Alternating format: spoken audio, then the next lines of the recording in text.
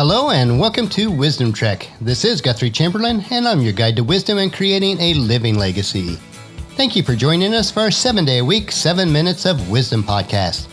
This is day 173 of our trek, and yesterday we started a series of short stories about Thanksgiving and the need for gratitude in our lives. Today we're going to continue our trails of gratitude and Thanksgiving through a series of inspirational stories for our trek of life. If you do miss any of the days of our Wisdom Trek episodes, please go to wisdom-trek.com and listen to them and then read the daily journals. We are recording our podcast from our studios at home too in Charlotte, North Carolina. As we continue to focus on this season of Thanksgiving, regardless of how difficult your life may or may have not been during this past year, each of us has much to be thankful for. And the best way to maintain an attitude of gratitude is to make a gratitude list and then review it each day to focus on those blessings that we have in our lives. It is the best way to start each day. On our trek today, we want to head down memory lane a bit and learn how to unleash the gratitude in your life. I do have many wonderful memories of Thanksgiving on the farm. Mom always prepared a huge turkey with all the trimmings and side dishes. And I've continued this tradition with hosting family Thanksgivings at the big house for many years. During my trek of life, I did have a mom who loved us and taught all 10 of us kids how to cook. I especially enjoyed the times in the kitchen that we spent together as she taught me the love for cooking. One of my favorite memories is Mom and I making fruit cakes. It was one of the baking events that just Mom and I did together.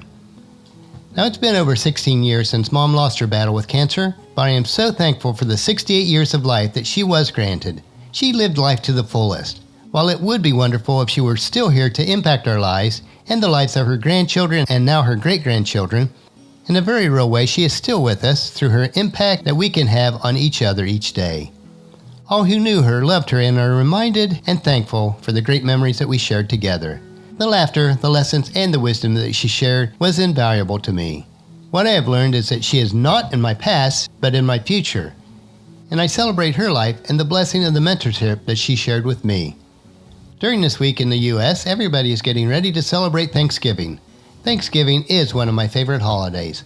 I enjoy spending time with family, sitting around a table and enjoying good food, and the incredible opportunity to express gratitude for all the many blessings in my life. But Thanksgiving is not something that should be restricted to a day. Thanksgiving is a lifestyle that anybody can cultivate. Gratitude is one of my favorite things in the whole world. And here are a few lessons or steps on how we can unleash the gratitude in our lives. The first one is gratitude is one of the most important habits that you can ever develop. As a business person, a church leader, gramps, a dad, and a husband, I have had the privilege to influence and encourage many throughout the world to have a greater impact on their world. Many people wonder and desire to learn how to be happy and successful. However, many don't immediately realize that the first lesson that they must learn is that of gratitude. This may be a bit puzzling at first, but I know that there's no other force but gratitude that will empower you for true joy and success in your life. For many years, I've made a conscious decision to keep a list for what I am grateful for. I then review this list first thing every morning and thank God for each blessing on this list. Now there are seasons and circumstances that change, so I edit and update this list as it is ever evolving with the seasons. This exercise in gratitude changed my life. Not only do I find myself more appreciative, but I also found myself with greater joy and success in every area of my life. Gratitude is a practice that will forever transform your life. The second step is that gratitude will destroy the root of pride in your life. The great thing about gratitude is that it humbles the heart. So many times we are being controlled or directed by our ambitions. We live in a very self-seeking and self-absorbed culture. Now I have been guilty of this as well. However, as I practice gratitude, I lost the me, myself, and I mentality. I try to embrace a selfless mentality and become more focused on serving others. Gratitude forces us to mature. Gratitude is learning how to be appreciative of everything that arises in your life, whether good or bad. You lose the I mindset and you develop the we mindset. No other force but gratitude can soften and open the human heart to unconditional love. Gratitude checks the ego and destroys pride in our lives. The third step is that gratitude makes every moment in your life special. During the holiday season, I do reflect on Mom more and how she always made the holiday extra special. I do miss her, and especially the impact that she had on so many, especially my own children. I am grateful for the impact that she continues to have through the subsequent generations of family. I am grateful for the times that I was able to share with my mom. I am grateful for the memories, the lessons, the laughters, and the tears that we shared. Gratitude is powerful because it empowers us. Gratitude is what causes the events that happen in our lives to produce not only an evolution, but the possibility of a revolution in our lives. Gratitude has become such a special part of my life that I've learned to be thankful for even the very simple things.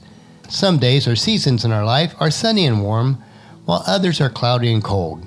However, I've learned to be thankful for both, for they are both important and serve a purpose, and so it is with our trek of life. When you can be thankful for every moment in your life, you can make the most of your life. We shift from being ungrateful, uncaring, unfulfilling to being grateful, giving, and grounded human beings. Gratitude does a work in our hearts. And the fourth step is gratitude enriches your life. You have heard me say this before. We are all on our trek in our lives. We're on the trek to become the best versions of ourselves. No other force will empower you to become your best self but gratitude. The more grateful you are, the more you will discover what it means to live an authentic life. As human beings, we all have the core desire for contentment. Our culture encourages covetousness. However, when you live a heart-centered life, your goal is contentment. Contentment is reaching the place in your life where nothing has the power to move you. Contentment is refusing to allow anything to distract you or change you from your direction in life. Contentment produces joy and causes you to live in the center of your calling. Contentment is finding the perfect peace and certainty in every season of your life. As the Apostle Paul taught his protege Timothy in his first letter, chapter 6, verses 6 through 8, "Yet true godliness and contentment in itself is great wealth. After all, we brought nothing with us when we came into this world, and we can't take anything with us when we leave it. So if we have enough food and clothing, let us be content."